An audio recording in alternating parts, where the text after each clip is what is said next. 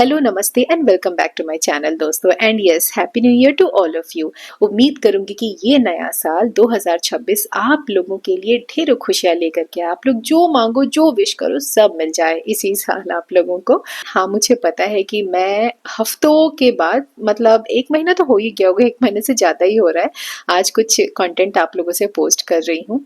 ऐसा है ना कि लाइफ में थोड़ा बहुत उथल पुथल मचा हुआ था। अब धीरे धीरे करके यार सॉर्ट होने में टाइम लगता है। नीचे का जो कैबिनेट है उसमें जो भी माइका लगा वो पूरा व्हाइट था।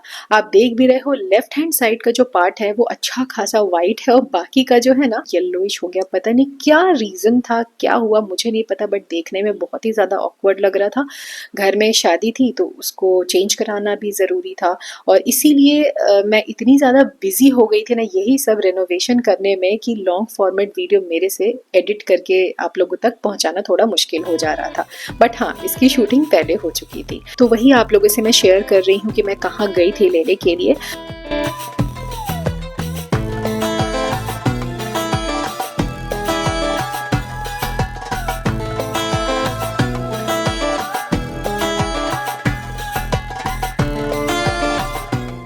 मेरे आसपास ना शाबेरी मार्केट भी है और एक टिगरी गोल चक्कर यहाँ पे है, वहाँ पे भी ताज हाईवे के पास भी अच्छा खासा जो प्लाई वगैरह के जो शॉप्स होते हैं, माइका के जो शॉप्स होते हैं वो हैं। बट प्रॉब्लम पता है क्या हो रहा था, जिस तरीके का मेरा माइका यहाँ पे लगा हुआ ना उसके ऊपर मैट फिनिश जैसा मिल रहा था और मुझे एकदम शाइनी वाला लुक चाहिए था। इसीलिए मैंने गूगल में एक बारी चेक किया कि अगर आसपास कहीं हो तो मैं जाऊँ।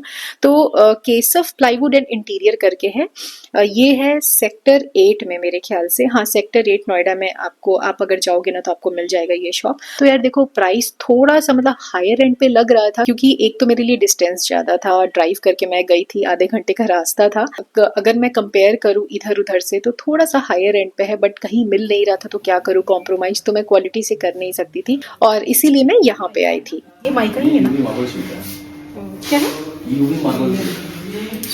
अपने पास यूवी मार्बल तो मतलब हम लोग ये किचन में नहीं लगा सकते हैं? ये वॉल हाइलाइटर यूज कर सकते हो आप। अच्छा अच्छा अच्छा। किचन में एक्रेलिक्स भी लगा सकते हो। लास्ट टाइम मुझे याद है जब मेरा 2 BHK का मकान बन रहा था तो उसके लैमिनेट्स वगैरह परचेज करने के लिए, फर्नीचर्स परचेज करने के लिए ऐसे शॉप्स में मैं घूमा करती थी। मुझे याद है बहुत मशक्कत होता था और अभी 1 साल के बाद फिर से आई हूँ अपने किचन को थोड़ा बहुत रेनोवेट करने के लिए। पहले के मुकाबले अब देखा जाए तो काफ़ी सारे अच्छे अच्छे आइटम्स आ गए हैं। मुझे इतना इन सब के बारे में नॉलेज भी नहीं है तो वही मैं भैया से पूछ रही थी कि भैया क्या है ये सब, बताओ कहाँ पे लगता है। आजकल तो देखो लोग जैसे वॉल्स पे वॉलपेपर वगैरह लगाते हैं ना तो यहाँ पे माइका भी आता ये है कि मतलब आप इसको ये डायरेक्ट ऐसा है फिट कर सकते हो। बेड के तो ईजी टू बैक वाली जो इंस्टॉल है, जब वॉल है चाहे तो आप उसको निकाल भी उसके सकते हो। बैक।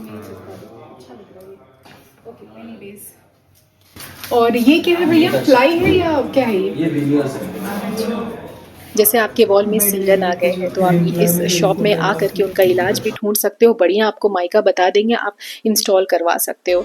एंड फ्रैंकली स्पीकिंग ये कोई ब्रांड स्पॉन्सर्ड नहीं है, इन्होंने मुझे पर्टिकुलरली बुलाया नहीं है। बहुत छानबीन करने के बाद गूगल मैप में ना सर्च करने के बाद मैं यहाँ पे आई हूँ।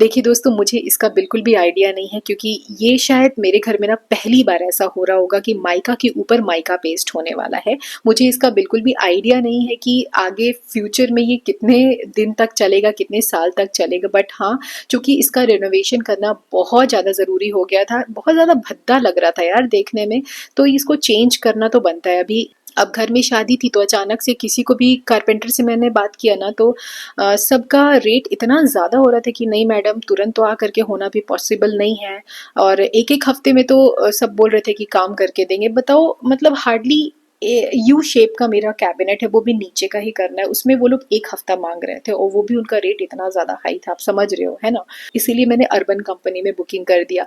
वो बंदा आता है, एक बारी फर्स्ट डे वो देख लेता है कि कितना कितना काम है, क्या क्या चीज़ की उनकी नीड है, आप अपना बस रिक्वायरमेंट बता दो, वो सब करा करके चला जाएगा, बस आपको उसको पैसे देने पड़ेंगे। तो आई थिंक कुछ 3,500-4,000 रुपए ऐसे ही मेरे लगे थे ये पूरा लगाने का, प्लस हाँ मरीनो लैमिनेट का चार्ज अलग था। बट हाँ, चूंकि ये नोएडा, ग्रेटर नोएडा को संभालते हैं, ये ऑलरेडी पहले भी आ चुके हैं हमारे घर में, तो इनका काम मुझे अच्छा खासा पसंद आया था, इसीलिए इनको इस बारी मैंने बुलाया था कॉल करके।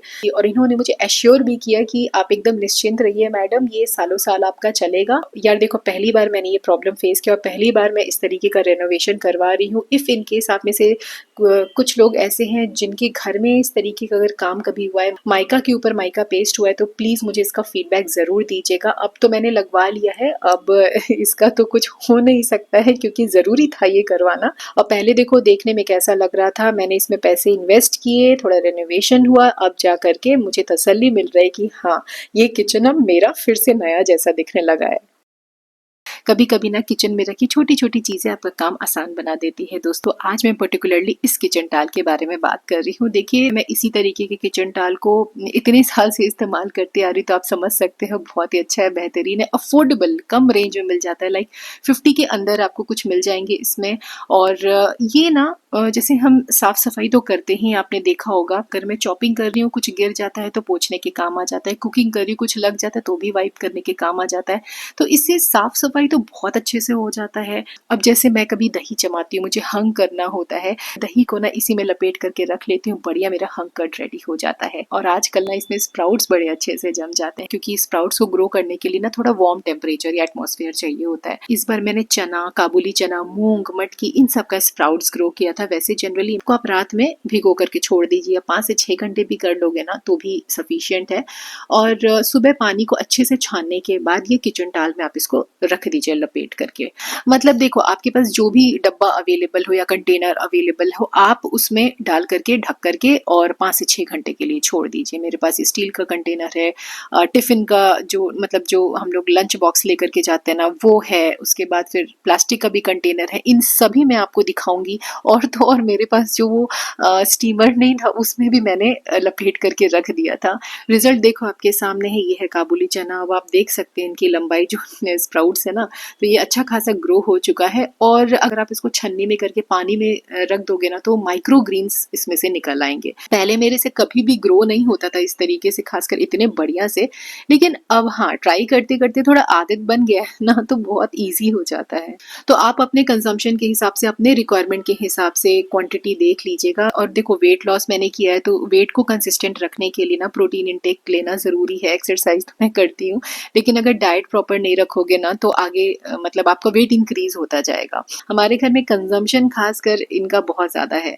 और मैं आगे भी आपको बताऊंगी कि आप इनसे तरह तरह की चीजें कैसे बना सकते हो। इसको केवल सैलेड के तरीके खाने की जरूरत नहीं, आप इसे ना अच्छी अच्छी चीजें बना करके अपने फैमिली को परोस करके खिला सकते हो। एंड यस, मोस्ट इंपॉर्टेंटली, इसके लिए पर्टिकुलरली कोई जार खरीदने की जरूरत नहीं है। अगर आपके पास कोई भी जैम की शीशी हो, अचार वाली बोतल अगर खाली है ना, तो आप उसमें भर करके स्टोर करके रख सकते हैं। मेरे पास थोड़ा एक आध मेरे पास नए हैं, और बाकी के ये जो दोनों देख रहे हो ना, एक अचार का है जो मैंने अमेजोन से मंगवाया था, और एक है कॉफी वाला।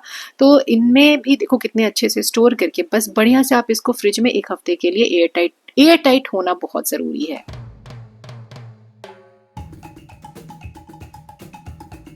अगर आप सच्चे दिल से कुछ करना चाहते हैं ना दोस्तों, तो आप अपने किचन में एक छोटा सा कॉर्नर या ऐसा मतलब अपने किचन में जगह बनाइए, जहाँ पे ना आप अपने मन के हिसाब से, आप अपने रिक्वायरमेंट के हिसाब से, आप अपने अवेलेबिलिटी के हिसाब से हर्ब्स ग्रो कर सकें। अब हर्ब्स में कुछ भी हो सकता है, ठीक है, जो भी आसपास की चीज़ें हैं आप उसको दोबारा से लगा सकते हैं। जैसे तुलसी का पत्ता हो गया छोटा छोटा, कहीं पे भी सोसाइटी में देखोगे तो ला करके उसको लगा दो। तो ये सब ना नुकसान तो नहीं करेंगे, बट आपको डबल फायदा देने वाले हैं।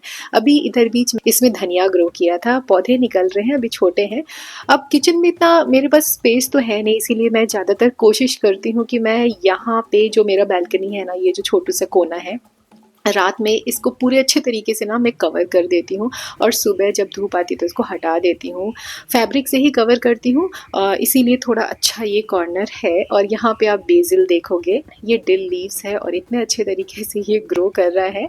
लेमन ग्रास देख रहे हो आप, कभी कभी जैसे तबीयत खराब हो जाता है, गला फंस जाता है ना, तो काढ़ा बनाने में इस्तेमाल किया जाता है। आप चाय में डाल करके पियो, बड़ा अच्छा स्वाद आता है। तो ये सब आप अपने छोटे से कॉर्नर में ग्रो कर सकते हो। आप चाहो तो इनको हैंग भी कर कर सकते हो। एकदम स्टैंडर्ड क्वालिटी वाला खाद देती हूँ ऐसा तो नहीं है। जो भी रात में सब्जी के छिलके रहते हैं उसी में मतलब पानी में डाल करके एक पुराने गमले में मैं रख देती हूँ। 1-2 हफ्ते हो जाते हैं ना, तो वो एकदम खाद बन के मतलब लिक्विड फर्टिलाइजर जो आपका रेडी होगा, आप उसमें दे सकते हैं सारे पौधों में। तो इसी तरीके से दोस्तों कुछ ना कुछ करके ना आप बिजी रहने की कोशिश कीजिए। बिजी रहोगे तो आप खुश रहेंगे। अपने आप को काम में उलझा करके रखिए, ज़्यादा इधर उधर का मत सोचिए। And happy new year to everyone. उम्मीद करूंगी कि इस साल जितने भी आपके काम रुके हुए हैं ना, सब निपट जाए। चलिए फिर मुलाकात होगी अगले वीडियो में। Till then take care and bye bye.